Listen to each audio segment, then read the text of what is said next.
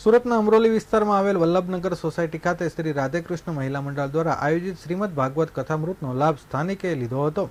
આ સાથે લોકો ભક્તિનું ભાથું પણ બાંધ્યું હતું।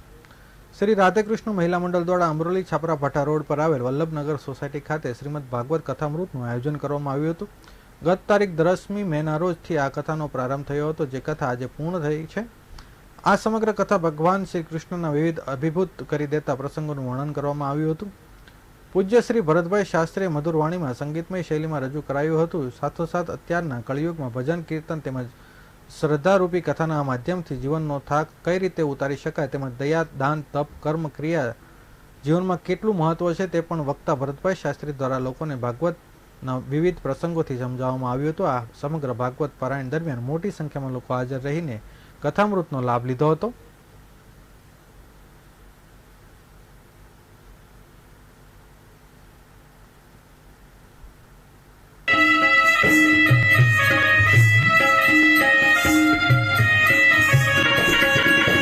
અત્યારે આપણે એમ કહેવાય કલિકાલ કેવલ નામાધારા,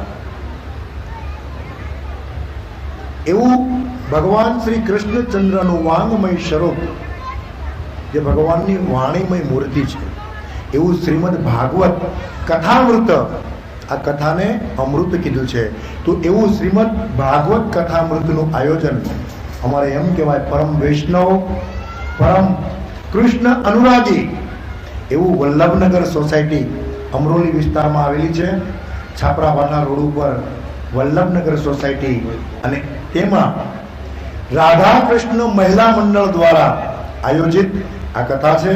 અને આખું રાધા મંડળ એ પરમ વૈષ્ણવ છે। આ દરેક બહેનોના અતિ પરિશ્રમથી, કારણ કે સાહેબ આવા આયોજનો એમને નથી થતા, આવા આયોજનને સાર્થક કરવા માટે પ્રયાસ કરવો પડે। અને હું રાધા કૃષ્ણ મહિલા મંડળની બહેનોને ખૂબ ખૂબ ધન્યવાદ આપું છું। એટલા માટે આપું છું કે પોતાના દીકરાના લગ્ન હોય, મહેનત કરે તો એ સ્વાર્થ છે, પણ આ પરમાર્થના કાર્ય માટે આ રાધા કૃષ્ણ મહિલા મંડળની એક બહેનોએ તનતોડ મહેનત કરી અને પોતાની સોસાયટીમાં, પોતાના ઘર આંગણે શ્રીમદ ભાગવત સપ્તાહ આનું આયોજન કર્યું છે।